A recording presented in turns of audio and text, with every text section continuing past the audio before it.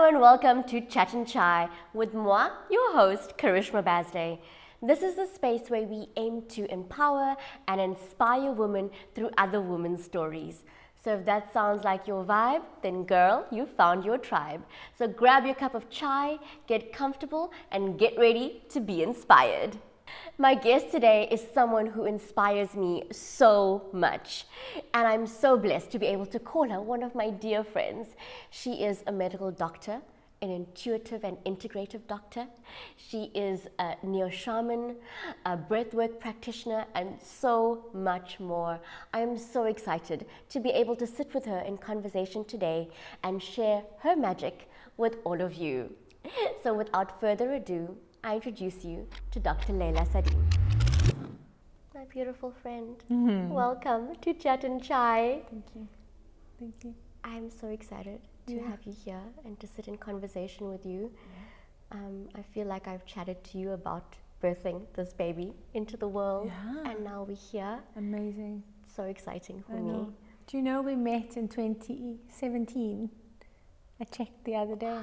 Yeah, and how far we've both come since then. I know. Yeah. I know. I have honestly had the privilege of seeing you step into your power in the most beautiful way. And Absolutely, that was the start of it all. it was the start of it all. And I was witness to you just unraveling all of these beautiful things. And I look at you now, and it's just this totally different light. I mean, you shone very brightly before, but I look at you now, and it's just, just powerful, powerful Thank you. light. Thank you, my sister. I appreciate that so much. Let's go back to the beginning. Okay. How did all of this start? How did you get into your business, into Renaissance Health, and then how did you evolve into what you are now? And out of Renaissance Health. Yeah. Yes. Sure. So, I suppose every story has to really begin at the beginning, hey? Yes. And the beginning has to start with our wounding, doesn't it?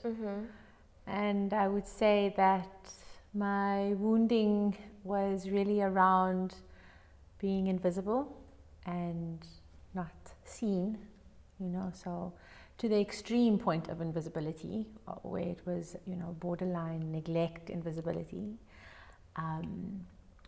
There was absolutely no environment where the light could be seen, recognized, understood, never mind nurtured. Right. So growing up with that light and not really knowing where to place it is a very difficult journey, and having to navigate it for yourself, and that sense of self-acceptance and value, I'm worthy, has been an initiation for me. And so I guess to say, but I think it is pretty obvious that I'm so grateful for that wound. And part of that experience, and I think that we share this as star seeds, is this wanting to be successful to get the validation. Yes. And then successful within the paradigm. Yeah. Right? Like, okay, so we got to get famous. Okay, we got to get skinny. We got to build our audience, attract our tribe. We got to be the best of the best at this, and 100%. And for me, that was, you're going to be a doctor. So, I went to med school with that premise, that this is what success is meant to look like. But then with the underlying desire to be a healer and desire to impact people's lives. And so I struggled through med school. I say struggled for a number of reasons. One, I could not integrate the fundamental medicine that was being taught. So I loved anatomy and I loved chemistry and I loved the broad concepts of the science. Right. But when it came to this, these are the treatments, this is how we deal with this is what the surgery must do, or I couldn't get myself to authentically take that in. So I was a terrible student. And then added to that, exploring consciousness at that age. Right. You know, being 18 years old now, leaving school, being free to go like, oh my God, my mind can do these amazing things, and you know, we want to go to parties, and the world is so much bigger than this box that you had, you know. You're free now, Yeah. you know. So, of course, the rave scene, all of those fun things we did, was priority for me, for my soul. Right. At the time, you know, and it may seem crazy now, and I guess when I was that age, if I'd said that, someone would have said it was an excuse. But it was a priority, and so while I was trying to navigate being a med student, I was also trying to navigate being a psychonaut, you know. Euphemistically, I'm going to say psychonaut. Right.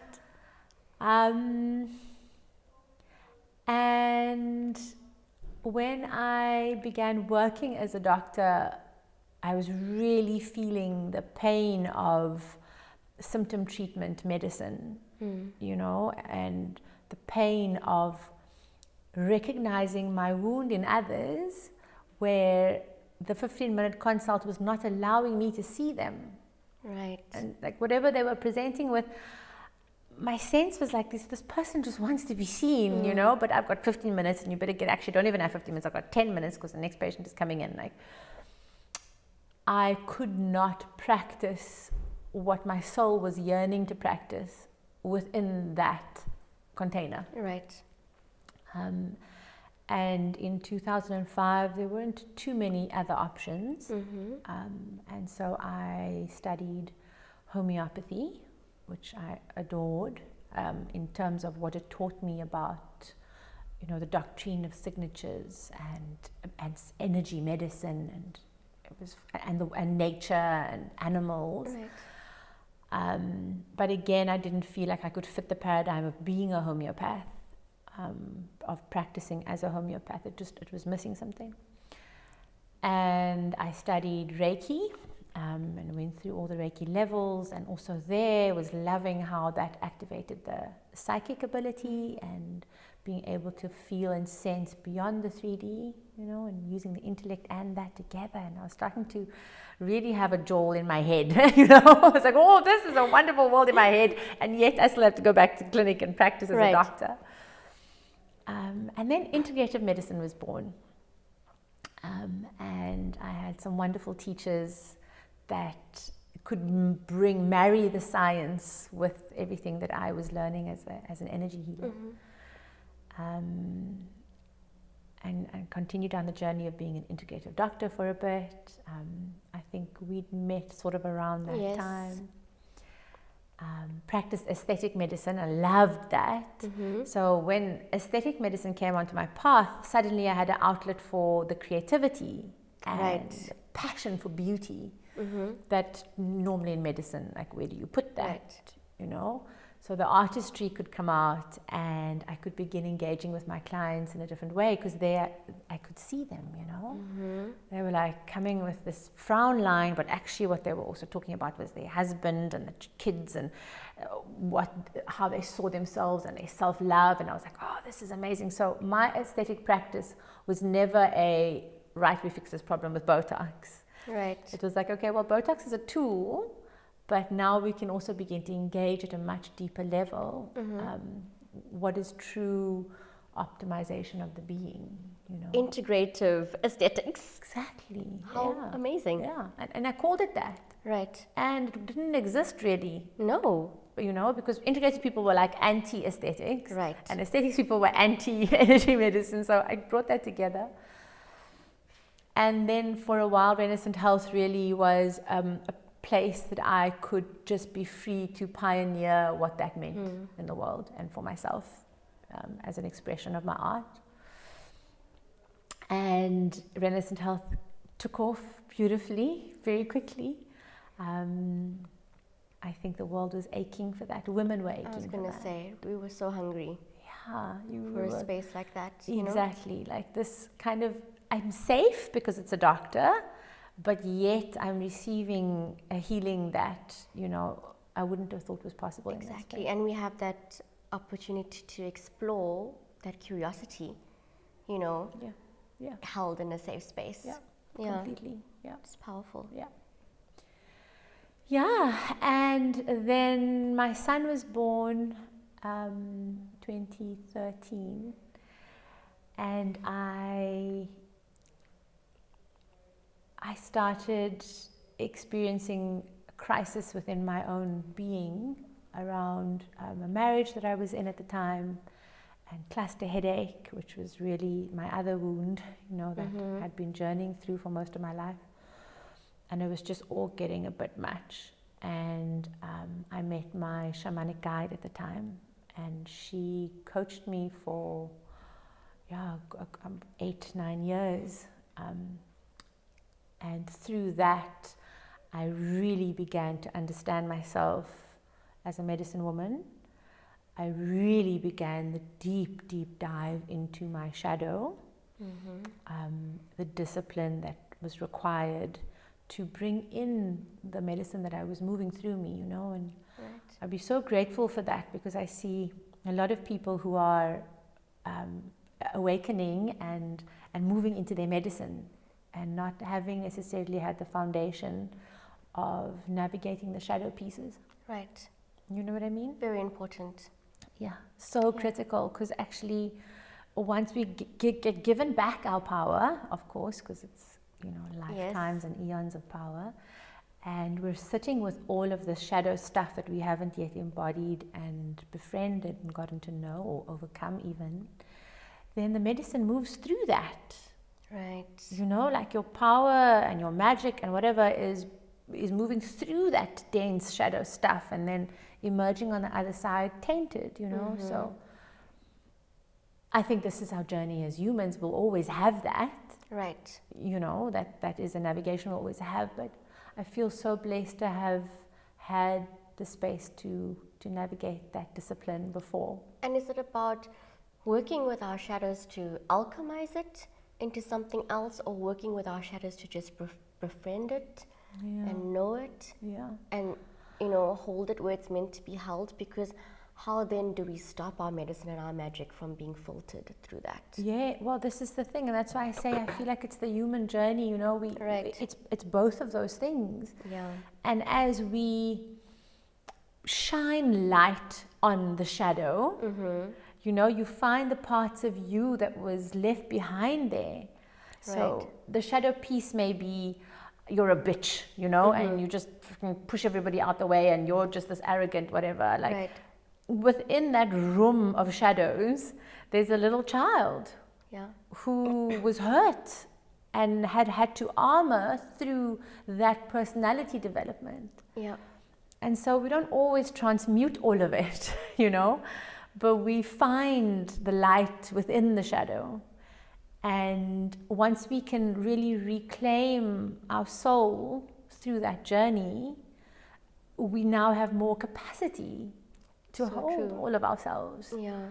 To hold all of ourselves, and also not to be afraid of what sits in the dark. Exactly. Oh, that was so liberating for me, and a freedom that I never thought I'd experience when I started working with my shadow, especially in my culture. We taught to just sweep everything under the rug and be so afraid, and everything that's quote unquote bad about you, whatever, is held with such shame. Yeah.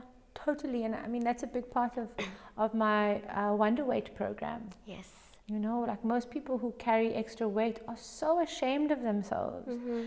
On the surface, it looks like they're ashamed of their body, but when you start digging, the shame sits far, far deeper than that. Yeah. And so everything gets so condensed, into actually now it must manifest in 3D fat cells. Wow. Yeah. And then the other piece that really blew my mind on this journey was the golden shadow. Wow. And finding the golden parts of us that we put into shadow, because you're too whatever. Yes, you're too much. You're too much for the world. Too loud, too opinionated, too sexy. Babe. All of these things. My granny used to say, sy so 'n mooi kind is net dat sy so hard lag. Can you be more civilized in your laugh? Exactly. You're so pretty, but just Shut the fuck up. Yeah. You know? And that was my golden shadow stuff as well, you know. And so as you navigate in all the parts that you've armored away, and to be validated, to be successful, to be loved, to be seen, as you do that, you push the most beautiful parts of yourself Completely. deep down. Yeah. Okay, so I interrupted you. So this led you onto the part of shamanism, working with your... And then how did that evolve into you really wanting to, I suppose, step into that power? Sure. Yeah. Because I think not when I met you, a few years of knowing you, I think we had a few discussions about there was this dance of, Yes. do I step into this? Yes. I love this is a part of me. I also love that's a part of me. Yes. There was a bit of uncertainty there for a while. Yeah. Absolutely. And I think that part around navigating the shadow pieces was in that as well. Right. You know? Because it's the shadow that tells you, no, don't go there. You know? And I think I'd started off with quite a big public persona. So Renaissance Health took off in, being in the media, and so Leila represented something. Right. And in the beginning for my community, we talk about community stuff, like Right. it was my Cape Town, never mind South African, Cape Town Muslim community, Right. coloured community, and I had to constantly be checking in what was the community ready for. Right. So I was holding all of this, Wow. but like they could only take this little bit, and so I had to only be this little bit, and I couldn't represent all of it because the community wasn't ready, And I suppose there was multiple parts to that sword. Right. In terms of it was my physical bread and butter, and I was a single mother at that time. Right. And so putting the business at risk just to shine your light didn't make sense. Yeah. And then the belonging piece, when you want to still belong to your tribe. Of and you're like, course. oh, tribe, can you just love me and be okay with who I am? Exactly. Exactly. But it's that cusp of not knowing. If I show this side of me, will I still be loved? And it goes back to that wound, right? Yes, Of not being seen. exactly. And now you were finally seen for something, and it's like, you're going to risk it all and then be what are you thinking? burnt at the stake. Exactly. Like burnt at the stake. And that wound is, it runs deep and far and wide. And I was very much aware of, what the religion piece was going to have to say Right. about my truth. Yeah. What I was calling in and feeling in my being. And the most exciting part for me was that it wasn't in opposition, in fact, to what I held sacred within religion. Right. For me, it was seamless. Like Yeah. it just made sense. It was that and. Exactly. It was this and more. And the expansion, exactly. But I could not meet my community at that level. And so that was a dance for a while. And then the Phoenix came to me. And she showed me this unbelievable medicine around when the Phoenix comes to the planet as a bird of light and fire, its purpose is transformation. This is fire. This is the fire element. And so it must come in disguise. Right? And so when we are disguised as a pigeon or whatever, we're now born amongst the pigeons, bringing wisdom and light to be seeded into that space. But we have to first learn about the pigeons and be the pigeons, Right. And when I could just fully embody the fact that I was holding this frequency that was not ever really going to be fully accepted and wanted by the pigeon tribe, or the eagle tribe or the owl tribe or whatever tribe, yes. the bird tribe, I understood that my purpose was to bring the light. And I think that was a major 360 for me at the time that I was moving in my clinic, because I was like, now I am going to shine the light, and whoever is willing to hear the wisdom that I have brought will remain, and those who won't will leave. And a lot left, and was quite a thing, you know. It was like, sure, okay, this is what this feels like.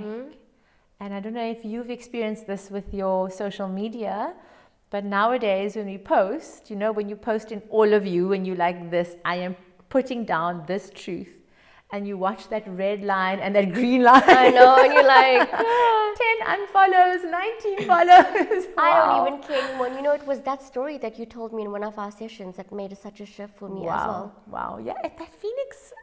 It's like, and it was also just put this thing of like, you know, yes, maybe I've served my purpose and the pigeon has its purpose, you know, as you said, that mask, but like, who am I to deny the world of my light? I'm here to burn and I'm here to shine bright, you know, and like, it's the time. It's the time, yeah. We couldn't have started that way. Like, no, exactly. And because there were lessons to be learned and tools to be accumulated and all of these things. And understanding of humanity as well. And of myself. Yeah. And now it's the time. Yeah. And like you said, you know, take it or leave it. Yeah. You know, and on Instagram, I'm just kind of, actually, I don't have capacity for anything more. I do not have the capacity to deal with anything more. I'm just like, this is how it is. Yeah. And also when you're moving out of the popularity contest. Yeah. You know, where it's like, but I must have, you know, 50,000 followers. Actually, that's not relevant. I can have 100 followers, and these are the people that want to hear my, and that I want to hear from. You know, they have something for me as well. Like, that's how we need, that was my journey to navigating the transition of what tribe means. And it's tough because we are bombarded on a daily basis with this want more, need more, must have this followers, this is what success means, and super challenging for me because social media is part of my bread and butter. Exactly. You know, so it's also this thing of like, yes, I want to stand in my truth and I want to like, you know, do this, but like, oh shit, my daughter must be fed. Exactly, you know. So very, very, very interesting. And then of course the understanding of abundance at that level, right? Like true abundance. Like, how can we have true abundance when we are not speaking our truth? Exactly. You know, and this is work that I did with a lot of our influencers, because I became a big part of Renaissance Health at the start already, was guiding these also star seeds, you know, these powerful women who also had, and I say women because it happened to be women in the aesthetic realm, so women who carried this wisdom and had the ability, were gifted the ability to have people listen when they say something. Guiding them to place of how do you hold your authenticity and divorce yourself from the popularity contest and still maintain your power. And those who have done that, you know, you can see like abundance is not just money, like it's this prosperity in their lives that radiates out of them, and their power that radiates out of them, which has just taken them to a different level to those who have stayed true to the followers and what the followers want. Exactly. So now we are in this space, and I was reading the little bio that you sent in. Talk me through neo-shamanism. So the word shaman is triggering for a lot of people, and it will always be.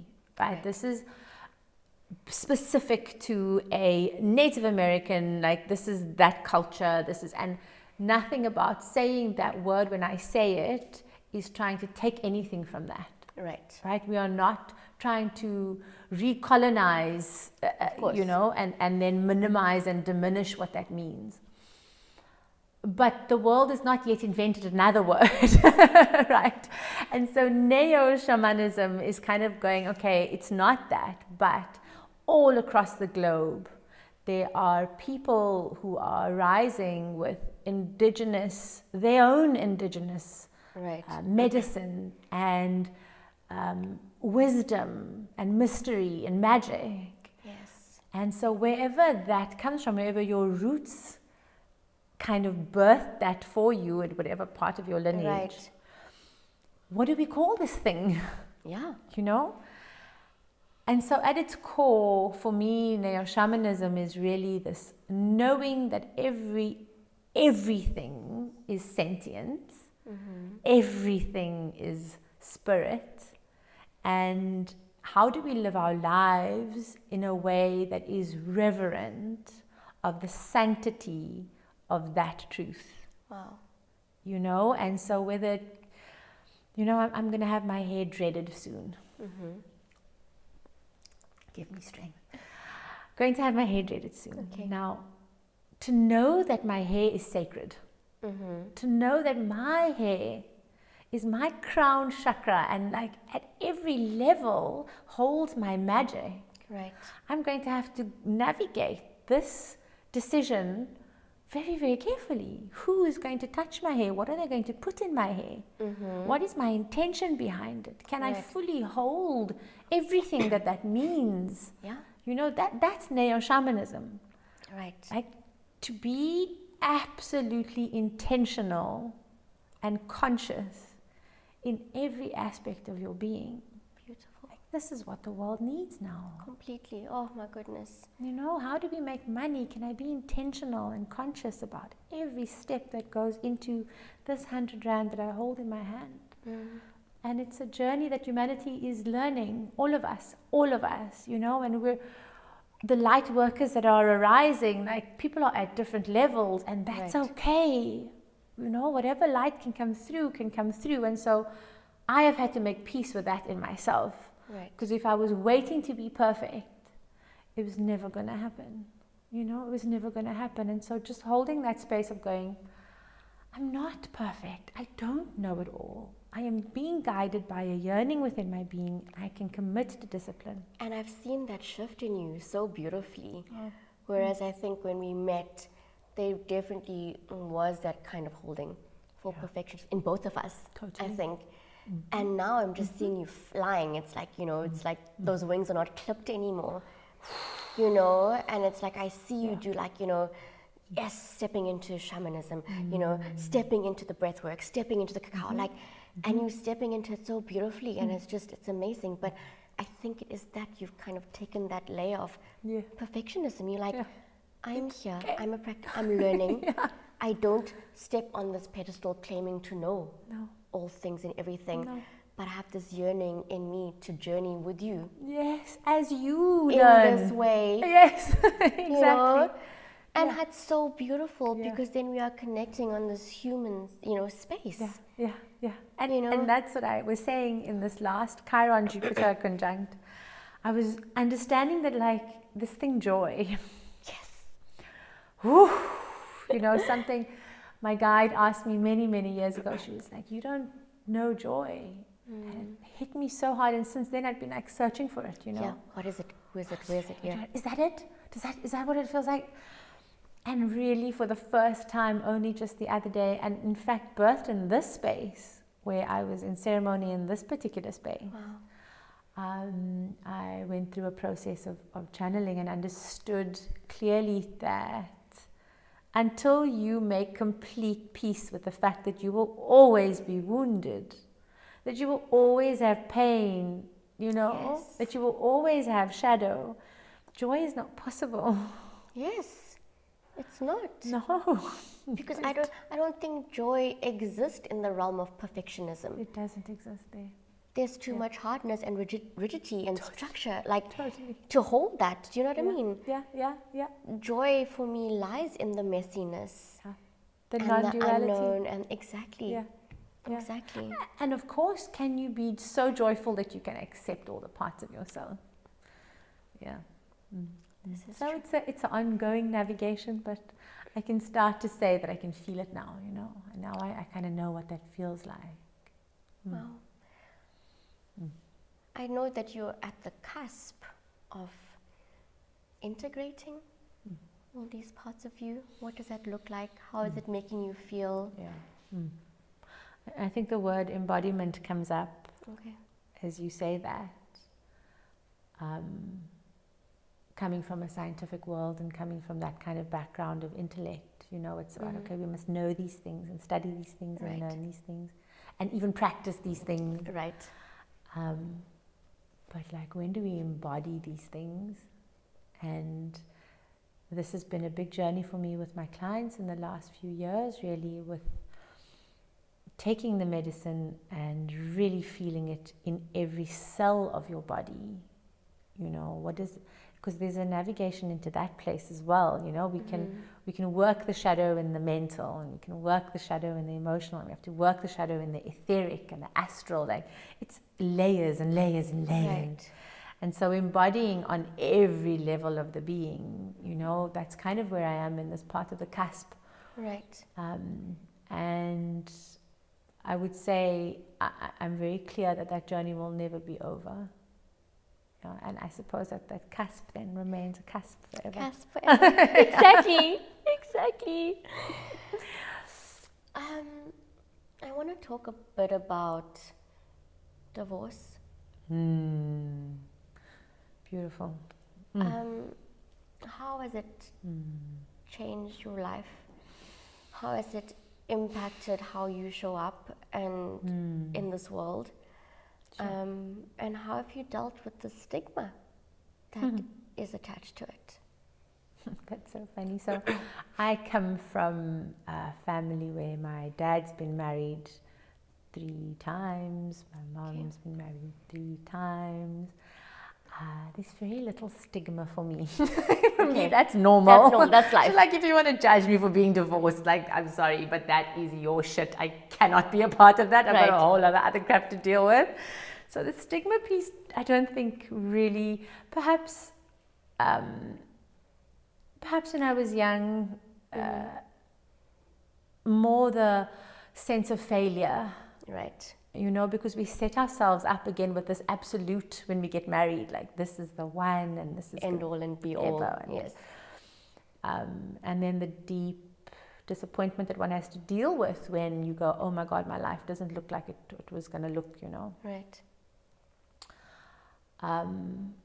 But I was married twice, and my first marriage was for less than a year.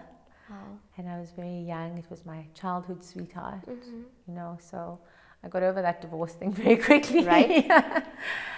And my second marriage, really, if I'm crass about it, was to birth my babies.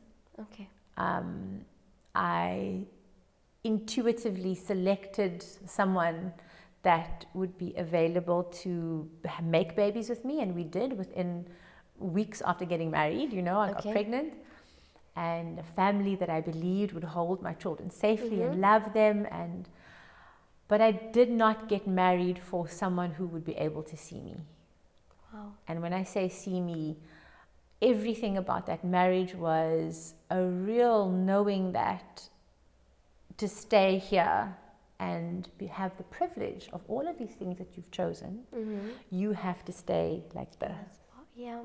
You cannot be this, no, be this. And you would be very happily married for the rest of your life. And so navigating that was also a freedom song. Right. You know, like, can I risk everything that I thought was the most important thing to shine my light? Right. And it's hard, and it's still hard because we come from 2 very different worlds. And it's laughable to say that we're co-parenting because it's really two worlds parenting in their own universes. Right. But I feel that my children are blessed because of that. Right. You know, what they will learn about sovereignty and freedom. You know, so my version of sovereignty is not going to be theirs. Right. They will have to navigate for themselves what that means for them, what is truth for you, you know, with everything that is being presented. So, yeah. How has your children changed your life? How has motherhood impacted your life? And was it what you thought it would be? I had this realization the other day that I was yearning to express a love in a certain way and to be loved in a certain way. And only really once I became a mother did that become possible. You know, there was a massive healing for me in this, like, I'm not even going to give it words because how can you? The way your children love you and the way that you love your children is just, you know, it's like a great big fuck, you know? Exactly. It's like you can't find any more, just it's everything. It is everything, yeah. And it's changed me in the way that that piece of me got to be expressed. Wow. You know, and it gets to be expressed every single day, every single moment. And the deep sense of humility, you know, that comes from like being a parent where you go, actually, I have no idea what I'm doing. What have been some of your biggest challenges as a mom? I would say that the piece around knowing that, phew, you can't just give them everything. I know. You know. I know. You can't just teach them everything, and they have to kind of do their thing and fall and be hurt and be confused. The hurt piece, I think I'm okay with. I can see them getting hurt and I can see them navigating that. And pain is a friend for me. It's an ally for me. So Right. I see only transformation in pain. But the confusion piece, you know, where they're navigating. Why can't this happen? Why can't, yeah. Mommy says this and daddy says this, and how do I? And then holding in me the wisdom with the answer, but just being like, no, I can't just give this to you, right? I know, it's you horrible. have to do this on your own. I know. Yeah, that's been hard. Yeah, I would say I have the blessing of being able to have my kids go somewhere that I can trust. Right. That loves them and adores them and is going to look after them, you know, at moments in my life. And so having a new relationship, which I'm sure we'll talk about soon, there's been space for me to also be something other than mommy. Yes. You know, I can throw myself into work at key points in my life and not feel guilty or burdened that my kids are. I was going to ask, like, how do you navigate that? You know, the work that you do requires a lot of discipline, like you said, in a lot of ways, but a lot of time journeying in different ways. And how do you navigate that, having to go on these extreme journeys and then come back and be a mom? Because that's so hard. Yeah. So that was a big piece around the children understanding what I do. Okay. You know, and also still now they don't fully understand what I do, but there's that part that is like, listen, this version of me is the best mother that you're going to get. Right. She requires right? So I can't, if I've been away for a weekend on a Monday, we can't go and play on the beach. Right. Not because you're missing out on anything, but I need to recover and recoup, and they get that.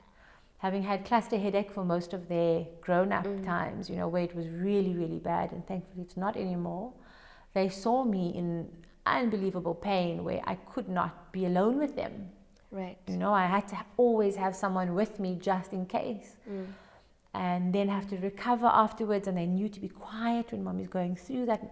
So I think that they've learned from quite early on that, you know, mothers require something, whatever that is, and we trust her enough to know that she knows what she needs and she's got this. And no matter what, we don't lose her. She's always there.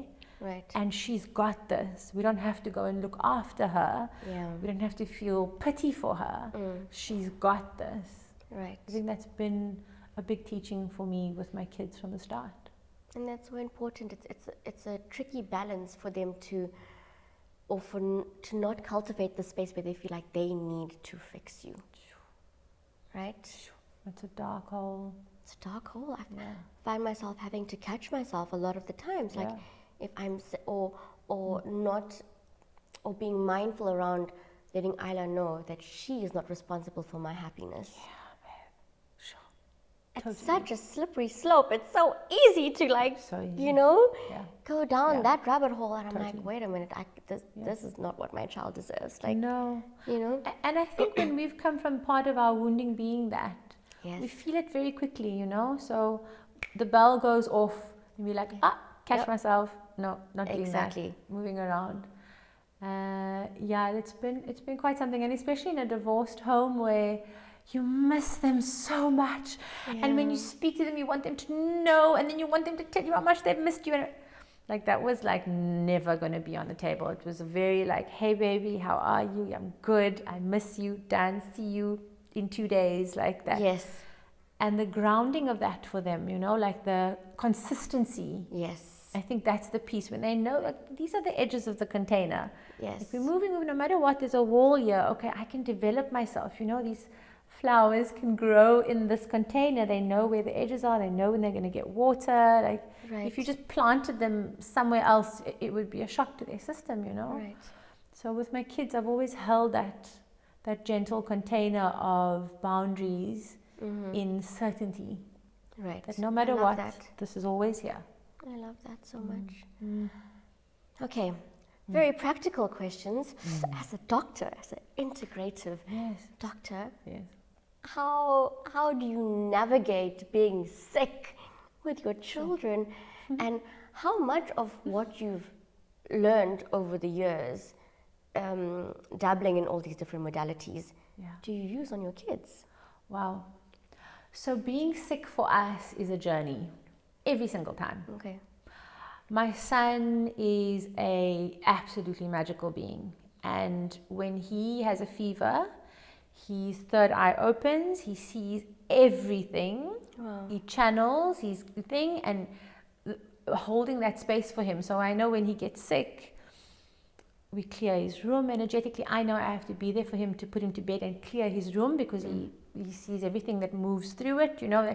So when we're ill, number one, it's the being present with what is arriving for that child, because I see sickness as a conscious spirit entity that is coming to teach something.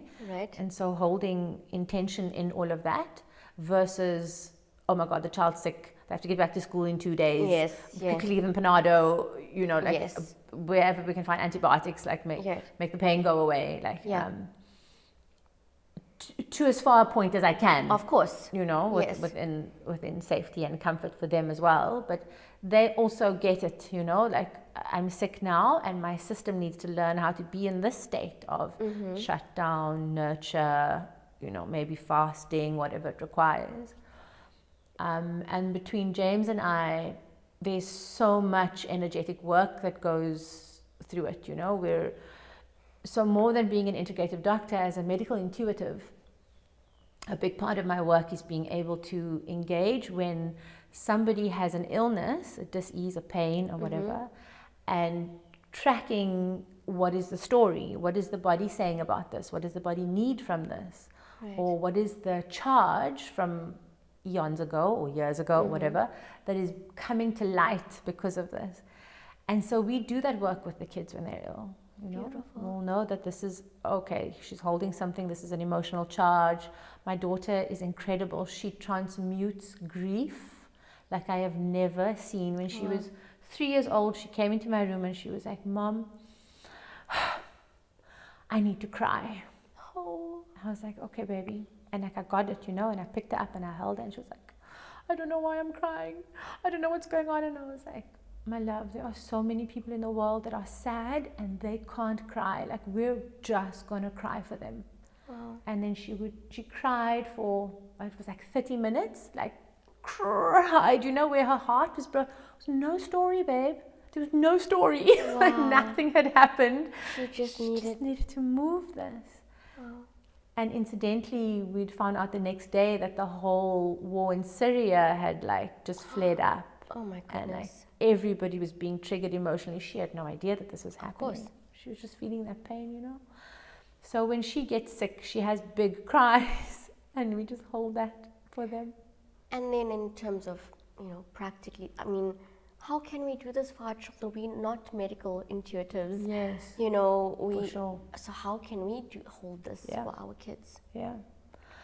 So I have, so when my clients come and see me, the knowing is that the medicine is for the community that they belong to, right? So if this person is deeply connected to their swimming instructor, you know, Right.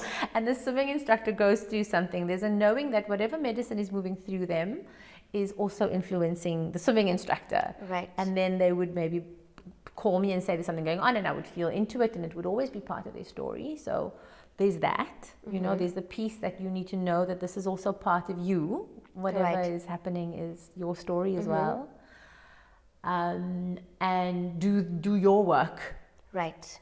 You know, like be present with yourself. What is coming up for you about this child being sick? Right. And how does that, where are you fighting? Should I give them an antibiotic? But the doctor said, like, whatever. That is medicine for you as well. And then holding the child and listening and asking them, you know, like, how do you feel? And trying to see the pattern this child may. So one of the wonderful things that we do, which my friend Yehuda, who teaches psychophonetics, has brought into my life, is gesturing. Okay. When you feel, let's say, a headache, can you gesture what that looks like? And so your headache and my headache may look completely different. Right. So for one, it may be like this. For another, it may be like, oh, whatever. Right. And so we get our kids to gesture, and that's an easy thing for us to do. It's like, show me what that feels like, baby. My tummy sore, what does that feel like? And then being able to pick up intuitively, what is that showing me? If this was a sculpture in a gallery, what would I feel? What would I know? Oh my gosh, this child is doing this. He's protecting himself. Like, what's going on? Why is he feeling like he needs to be protected? Yeah. Or he's doing this. Like, where's the anger coming from the being? You know, illness is so beautiful in the way that it allows us to see these charges that we hide. Wow. So artistically, Right. every single day. That's so true. You know, it drops all of the defenses, and the vulnerability arises, and we can clearly see what we need to do. As someone that definitely leans more towards, or tries to lean more towards, kind of the holistic way of being, what is your, I don't want to say triggers, but when do you know it's time for kind of Western medicine? So, when was the last time that we used something? And it's funny because James, my partner, is a lot more Western medicine comfortable, you know. So when it gets, he's like, oh, we need antibiotic. I'm like, no. So I love that because it's a lesson for me too, you know. I also have to be like, hold on. I know that's there. I trust this man implicitly, but I also trust myself implicitly, and I know that there's more that I can do. Right. And so it comes to that piece about like, what resources do you have?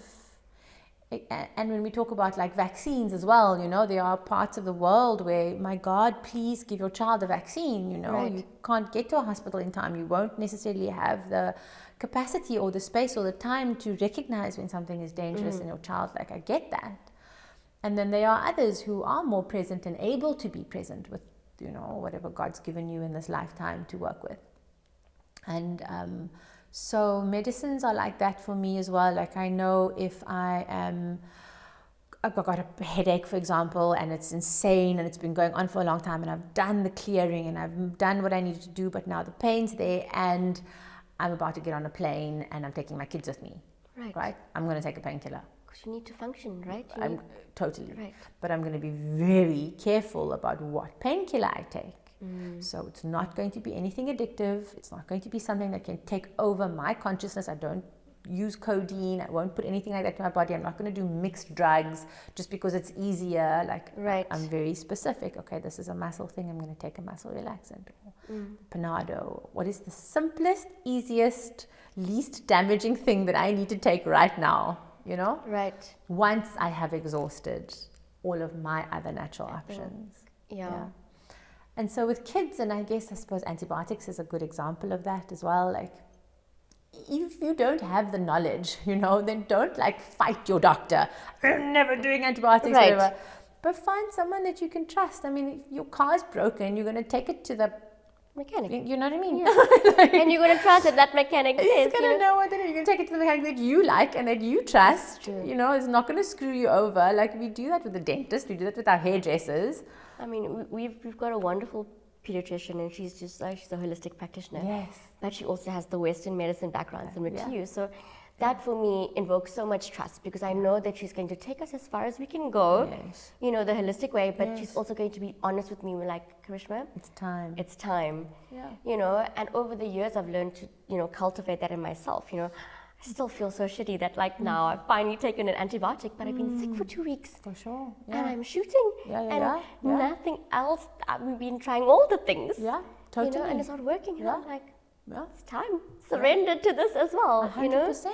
And then make the decision and then be fine with your decision. Exactly. This is it. This is it. I've done this. This is my path. Now what happens next? And then what do you do to limit the negative effects of medicines? Because the thing is, at the end of the day, right, a chemical medicine is not meant to be inside the body. Right. The body doesn't know how to metabolize it, process it completely cleanly, transmute it completely and cleanly. It doesn't know that. Right. So no matter how small the chemical is, it's still a chemical.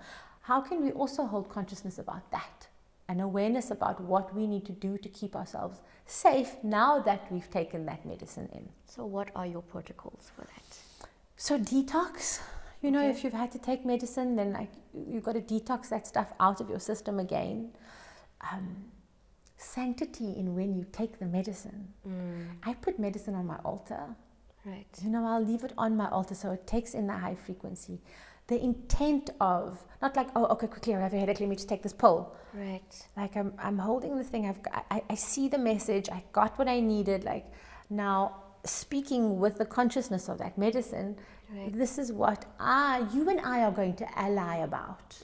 I and you are going to meet in a place where we are going to make this headache go away. I commit to whatever lifestyle things I need to shift, you know, I need to change my diet, I need to rest, I need to sleep. I commit to knowing that I can do those things when the time is right and I am ready. Right. But I need your help in this moment. Okay. As opposed to handing over our power. That's so true. You know, we do that with things like we get this, and even shamanic medicines. Oh, you're going to take me to consciousness. You know? It doesn't work that way. No, you're going to purge me. You're going to clear me. Like, it can do nothing without We're so used to handing over our power, hey? Because I think in this day and age, we're so used to instant gratification. And so much of that requires us just handing over our power and expecting these great things in return. And we've been told that our power is outside of us. Yes. You know, you're told that the doctor is great and he went to university and look at him, he's in his white coat with the stethoscope and he's on a pedestal. Like, don't argue with him. Don't Google. You know, people are so, they're like, oh, I know you're going to be cross with me, but I went to Dr. Google. I'm like, I'm not going to be cross with you. I go to Dr. Google. Exactly. This is what we do. Exactly. The age of information, you know, it's what enlightenment is about. We must search. Definitely. Yeah. Okay, so your protocols are hold the medicine with sanctity. Hold the medicine, detox with when intent. You can. Detox when you can. And what would you do to detox? It would depend entirely on what you've taken, what you had, what were you sick with, when is your body ready energetically to detox? And for me, it would be a spiritual detox as well as a physical detox. Right. I'm not going to recommend specifics because it would be different for everyone. And then limiting the side effects, you know. So this is another thing that people don't do. Like, they don't read the side effects on the package. Because it's like this long, you know. I know, and in gibberish. And it's mostly gibberish. Like, we're like, what? Totally, and it's terrifying. Yeah. Like, oh my God, what? I can get epilepsy if I take this painkiller? Like, no. So, you can. That's why it's on the label. Read it. Empower yourself. Exactly. You know, like, not because you've not, and then don't go into a state of, oh God, now I've read it, I'm going to get it. Right. You know, that's now another level of embodiment and sovereignty that we need to navigate. But empower yourself. The information is there for a reason. You know, so something like the contraceptive pill, for example. Many people need it. And I get that, and I needed it for a lot of my life. And what it did to my body was horrific, and how long it took me to recover and clean myself entirely. And who knows if I am entirely clean? You know, who knows? But because I knew what the hormones had kind of distorted into because of I knew how to then correct them with natural medicines. Right. And so I could cure the effects of the pill, which was like picking up weight, depression, you know, all of that stuff. Even after stopping the pill, I could cure that. Yeah. You know, because I knew what natural medicine. And again, I don't think any better than someone who could have Googled it, to be honest. I mean, I have a little bit of background about the physiology and whatever, but anyway, it's an intuitive process in itself. Exactly. And as an antibiotic, obviously, you know, clearing the gut, knowing what the antibiotic does in the body, now having to restore the gut, it's going to take a little bit of time. What do you do about that? Knowing that when you take an antibiotic, you are robbing the body of its own immune process. Yes. And so, as you say, there's a time and a place. You may be exhausted and not able to mount your own immune response anyway. But then just being conscious of that. So the next time you get sick, you haven't necessarily built that immunity properly, you know? And so be patient with how you move through it the next time. And then I think, my love, one of the biggest things for me was around embracing the feminine. Right. And embracing the part that said, I can rest. I can take the day off. I can take the fucking week off. Right. You know, I can take every Monday off. I can do these things because the feminine flourishes in rest. She can nurture herself when she can shut off from all the other things. And it seems so obvious, but like the number of women who come in and they're like, what do you mean, when do I rest? I rest when I'm sleeping. I know, and it's become such a taboo thing to take rest because we constantly have to hustle, right? And how will we get to where we want to go, and how will we achieve all of these things? I know. And it was such a big shift for me in like motherhood. Was like, holy shit, if you don't rest, you're not going to be able to do anything, you know? And rest has become so paramount to me now. And you know, there's times like this where I cannot, I have things depending on me, but I'm so privileged in that my life is generally set up where it's like, if I need to take rest, if I need to take the time off, if I need to have 2 naps a day, I will. Yeah, you manifested that. I mean, my love, I'm sitting on a set with you. I feel completely relaxed. Exactly. There's no one rushing us. Do you remember those Mela days? Oh my God. I mean, and then we've got the next thing and the next thing, and then we're going to rush and we're going to drive. And we barely sit into anything. No. You know?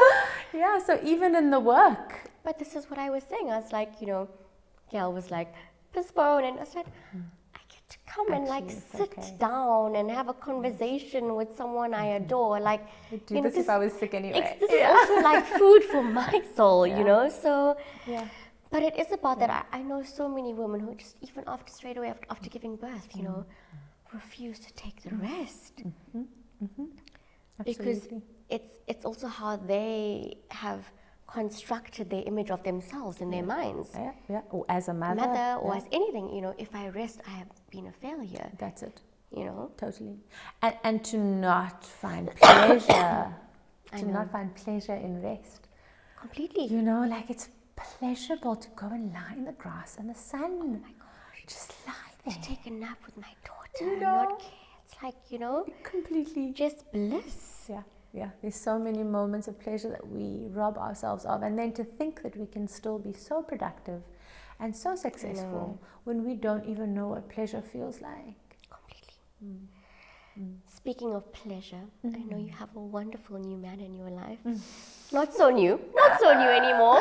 I think I've seen you kind of navigate a few relationships, and I haven't seen any that have, I don't know, just brought so much light to your life.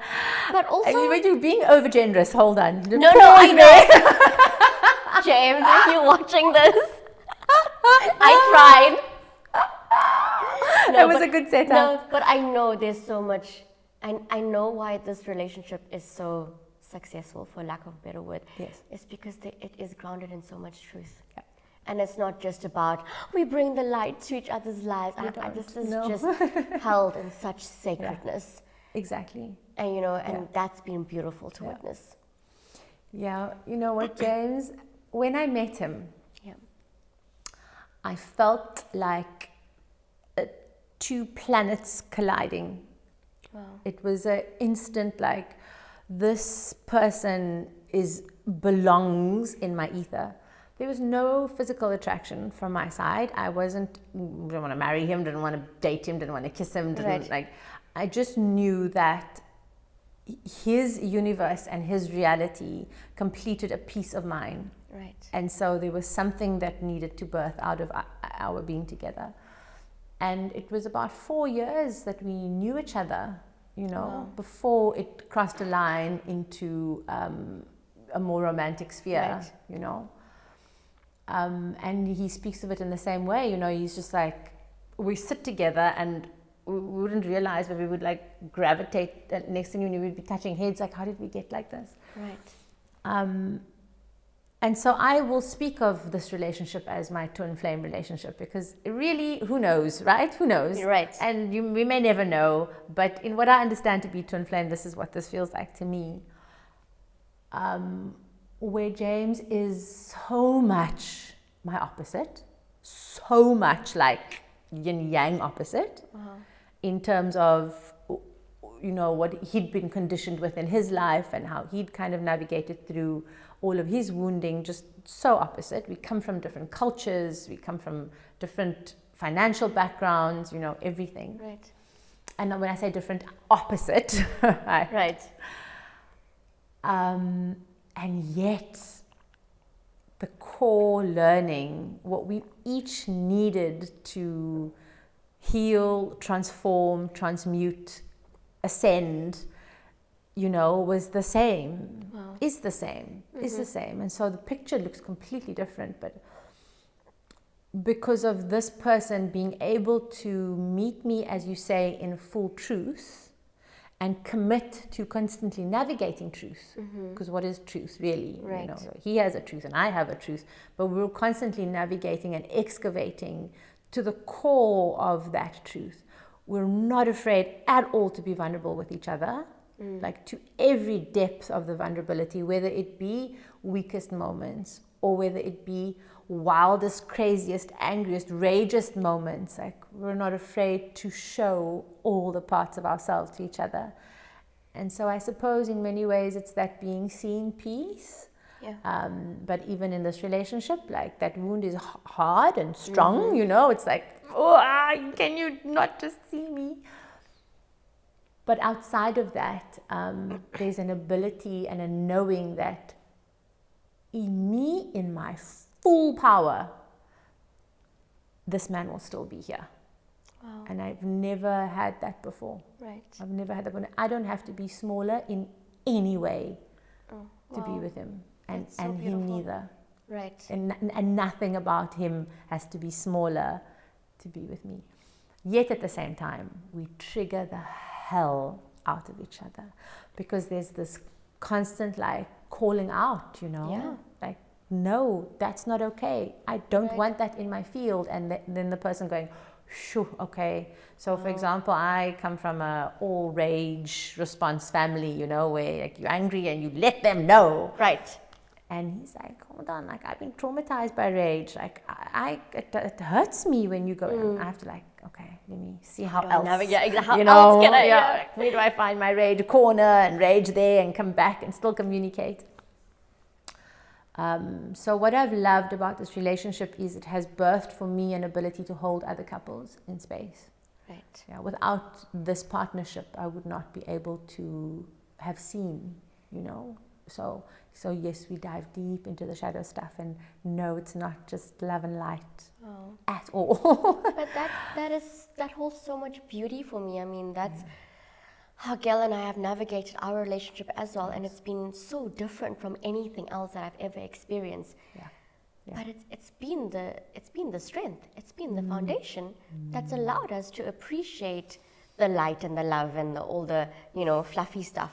100%. So call it. It makes the joy worth it, right? Because you know the other worth it. side. But also, then you feel like I'm bonded to this human in this like incredible way, because we're doing the work together. Yeah. And that means so much more to me than anything else. Yeah. It's like, I'm doing the work with this human. That's fucking amazing. Absolutely. And I love that you talked about that bonded together piece, because as you know, we got engaged a few weeks ago. And it has been an initiation by fire. Wow. we generally don't fight. Like we don't go places where it's like, this is a lot, like I'm stepping out or whatever. Right. We fought every single day, twice a day, for 2 weeks after we got engaged, about everything that came up. Wow. Like to the point that I was like, I can't be here. Like I need a break, you know. My system just needs to go and sit in a tree for 3 days. I can't be here. And it's that piece around the container, you know, like when you say you bonded together, suddenly there's a container now. There's no back door. The back door's there, but it's closed. Yeah, exactly. You know, now, like this plant on the thing, you now need to understand how does it work inside this boundary wall. Yep. And everything that's theirs is now yours, and everything that's yours is theirs, and now this is our new boundary wall together. Yeah. Just a simple thing of committing to get married. It's huge. And it's been the most transformative time of our life. Wow. The last few weeks has been the most transformative time. I am so grateful for it. And this was coming from two people who were like, we don't have to get married. Like, what do you want to get married for? We just live together, you know? Yeah. No. Wow. Yeah. I was so excited for you guys and for More this than me. journey. I look at you guys and you're so inspirational in so many ways, and in so many, you're inspiration that I don't get a lot of, because I don't see a lot of couples like you doing the work. Sure. And naming the hard things, you know, and that for me is what's powerful, because that's what's been powerful in my own relationship, you know, and naming the hard things when it comes up. Yeah. And I think there needs to be more of that. Yeah. You know, 100%, babe. And you know what helped us through the crisis of the last few weeks was James's best friend, and now one of mine, the father of our godchild, who is just this unbelievable woke, incredible human being, you know, and grounded, and he has a background of this wonderful family teaching and modeling, and you know, and he was like, we're going to sit together, and we're going to sit together every week, and I'm going to commit to however many hours it takes every week to be present for the two of you. wow. And then my best friend, who is also this unbelievably, you know, just connected, witchy being, she was like, I'm going to be there too. And so we have this tribe of people that sit with us and call us out in our blind spots. How beautiful. You know, and so as you say that, we don't have enough people like that, but when we do, we must hold on to them dearly. You know, completely. Yeah, they teach so much. So much, exactly. Well, I know we could go on talking for hours and hours. Another time. No, you will be back. This will not be the last time you will see Leila on Chat and Chai, because there's so much to talk about. Absolutely. And we would love to have you back. And thank you for holding such a beautiful container. Really, really, I appreciate this. It's another thing that you don't find often, you know? No, it's so needed.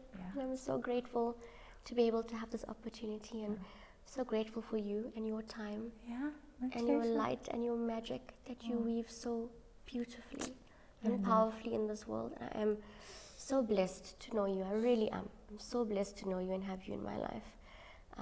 Thank you. Thank you. I love you lots. I love you too. Wow. I hope you guys enjoyed listening to that episode as much as I did. I just love diving deep into these conversations with incredible women. If this podcast meant something to you, then you can do two things for us. You can please give us a review on Apple Podcasts or Spotify or wherever you listen to your podcasts. This is really the best way to help support the podcast and help us to grow. And secondly, you can go and follow us on Instagram at Chat and Chai. We really do share some incredible content on there that really adds value to your life, I hope. And we love engaging with our Chat and Chai tribe. So give us a follow and let's connect over Instagram. Much love from my heart to yours. Until our next Chat and Chai.